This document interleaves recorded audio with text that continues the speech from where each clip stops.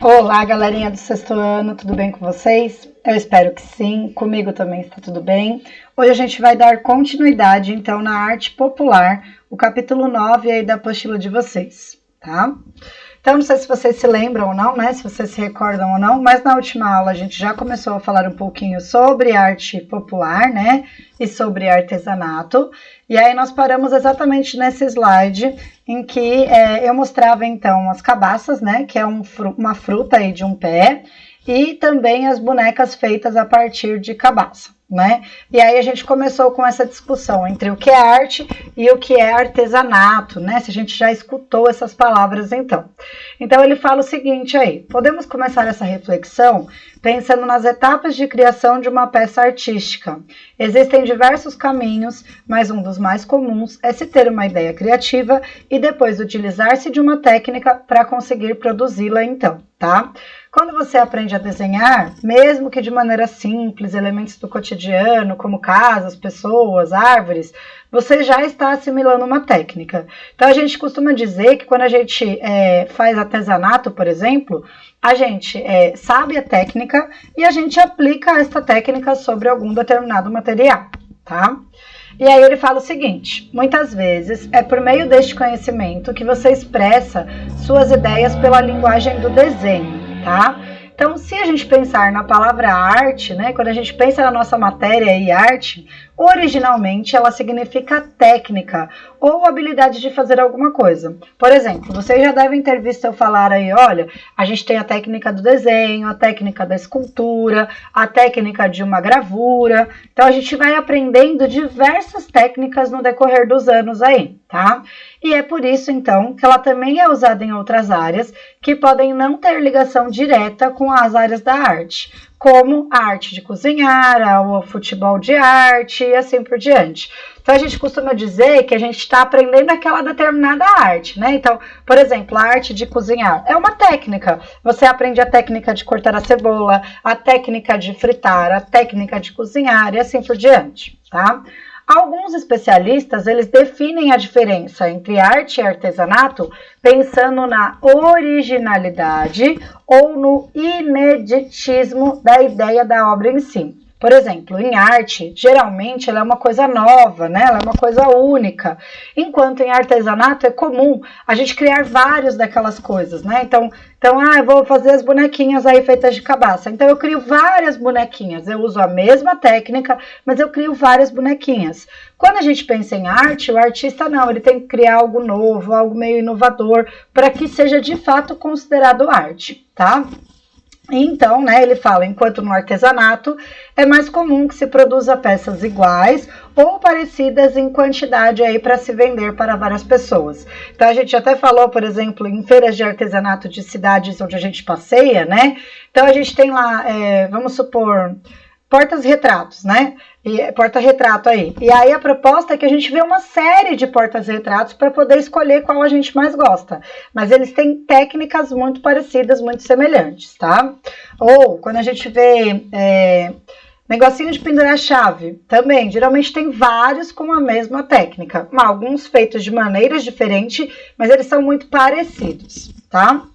E aí, né, ele fala o seguinte: outro aspecto diferente é de que atualmente a arte, a não considerada como popular, ela não depende necessariamente da capacidade técnica que o artista o idealiza, pois alguns artistas contemporâneos têm as ideias de suas obras, porém contratam especialistas para produzi-las, enquanto que no artesanato o trabalho é sempre feito à mão e pela técnica do próprio artesão. Então, quando a gente fala de uma peça de artesanato, significa que foi um artesão que fez.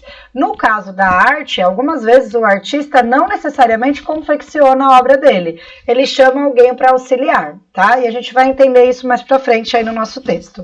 Então, aqui a gente tem uma renda de biuro em execução e uma peça feita em crochê aí, que são consideradas, então, peças voltadas para o artesanato, tá? A gente vai ver depois um videozinho sobre a ideia da renda de biuro, como ela é feita e assim por diante, tá? Técnicas utilizadas para tecer à mão com os fios são muito comuns em artesanato, como é o caso do crochê e da renda de bilro, e elas dependem de pessoas muito habilidosas e experientes aí para serem feitas, tá? Então, por exemplo, vocês já devem ter visto a avó de vocês falando, eu vou fazer um crochêzinho, eu vou fazer um ponto cruz. Geralmente é utilizado-se fios para poder confeccionar aquele tipo de peça, tá? Muitas vezes essas peças elas demoram dias e até meses para ficar prontas. A renda de bilro, né? Ela é então um patrimônio da cultura brasileira e ela é herança da cultura portuguesa, praticada principalmente na região nordeste do país, e há muitas décadas ela é considerada então de grande valor. As peças elas são vendidas em feiras de artesanatos locais, sobre as formas de toalhas de mesa e delicados itens de vestuários aí também, tá? Então, quando a gente fala na renda de bilro, né, é uma pequena peça de madeira utilizada para fiar tecidos rendados. A gente vai ver um videozinho, né, ainda nesta videoaula, falando um pouquinho mais sobre a característica da renda de bilro aí para vocês, tá? O que é legal, né? A gente pensar aí, essas técnicas que geralmente são passadas de mães para filha, né, e assim por diante, muitas vezes elas correm o risco de desaparecer. Por quê, né? As rendeiras existentes, elas acabam envelhecendo e geralmente as novas gerações falam, mãe, dá muito trabalho, não vou fazer isso não, ganha-se pouco dinheiro. Então, muitas vezes essa técnica, ela é passada de mãe para filha, mas as filhas resolvem não seguir os trabalhos da mãe aí, tá? Então ele fala, infelizmente nos dias de hoje, há o risco de que essa técnica desapareça, pois as rendeiras existentes do país estão envelhecendo e há pouco interesse da parte das gerações mais novas em dar continuidade ao trabalho das mães ou das avós. Tá?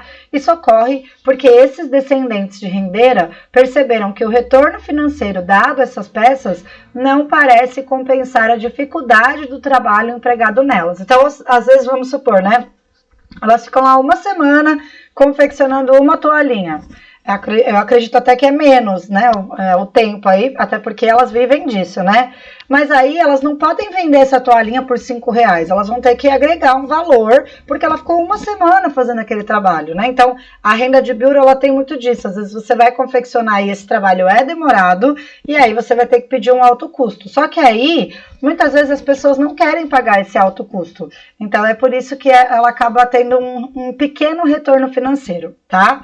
E aí ela fala, né? Você acha que as pessoas valorizam mais o que é chamado de arte ou o que é chamado de artesanato? E por que vocês acham que isso acontece? O que vocês acham? O artesanato aqui no Brasil, ele é bem reconhecido ou não? Ou é só a arte que é bem reconhecida? Antes da gente prosseguir, então, a gente vai ver se explore mais aqui, tá? É um pequeno videozinho aí, ele tem 4 minutinhos, falando um pouquinho sobre esta renda de bilro.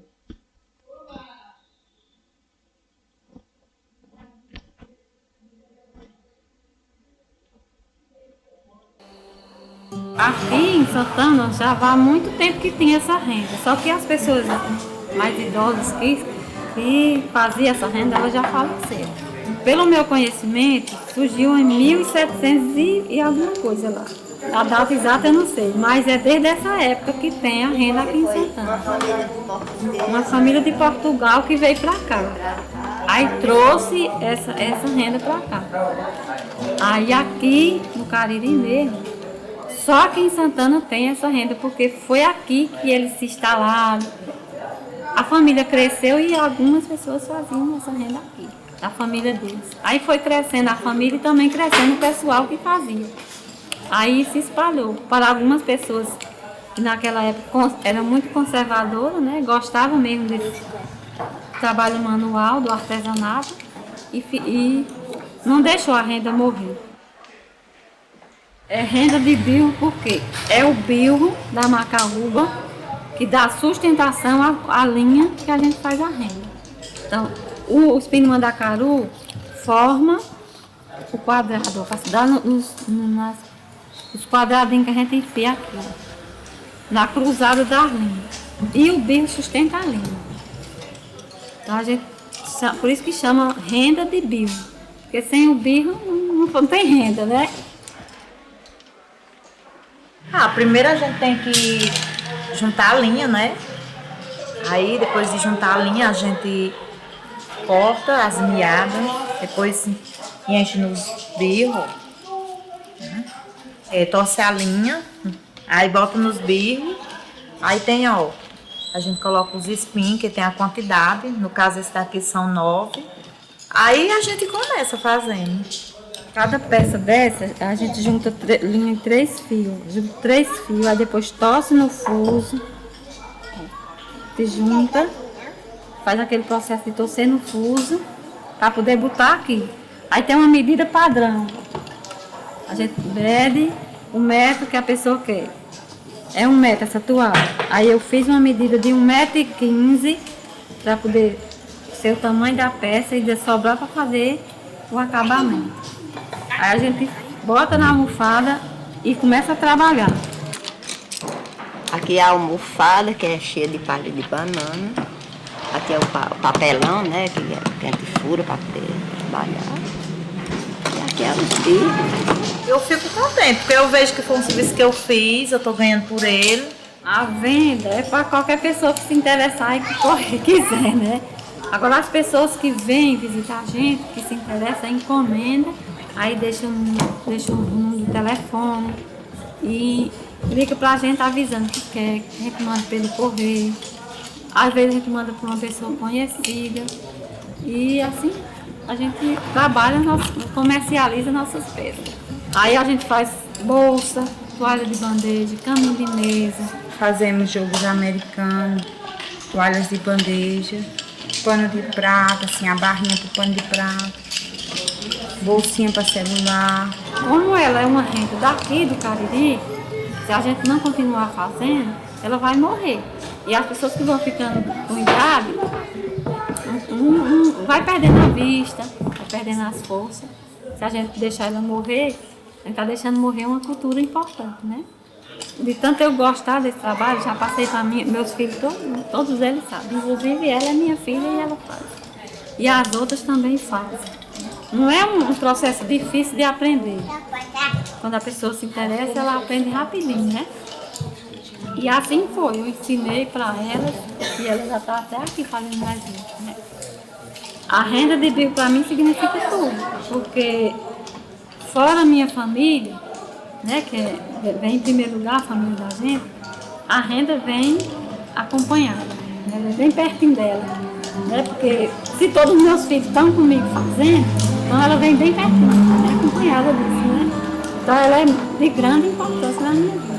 Além de eu amar fazer esse trabalho, eu quero que meus filhos também continuem a amar, para não deixar morrer, porque eu aprendi a gostar disso aqui, dessa renda, e essa renda é de grande importância.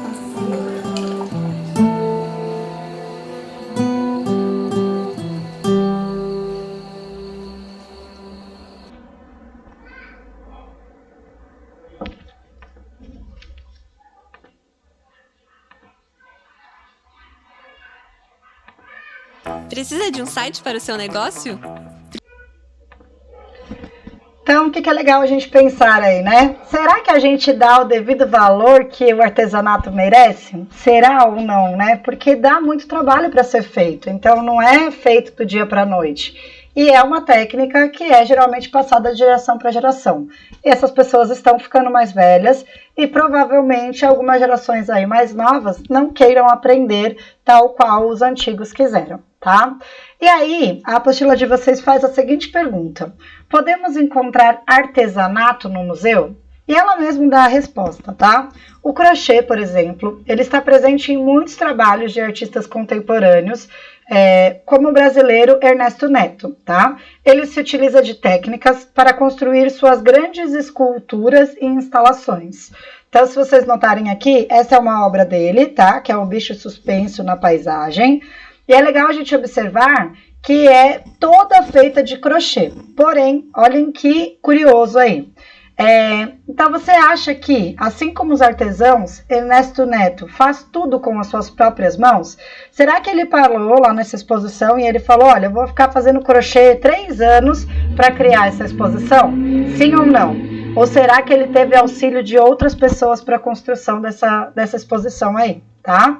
Então, na verdade, assim como outros diversos artistas, né, contemporâneos, Ernesto Neto é o dono das ideias de suas obras, porém, ele não produz tudo sozinho. Ou seja, ele conta com o auxílio de diversas pessoas, né, diversas artesãs aí, para tecer as grandes tramas que compõem as suas criações, como no caso da obra O Bicho Suspenso na Paisagem, construída por meio de trabalho de 17 profissionais aí.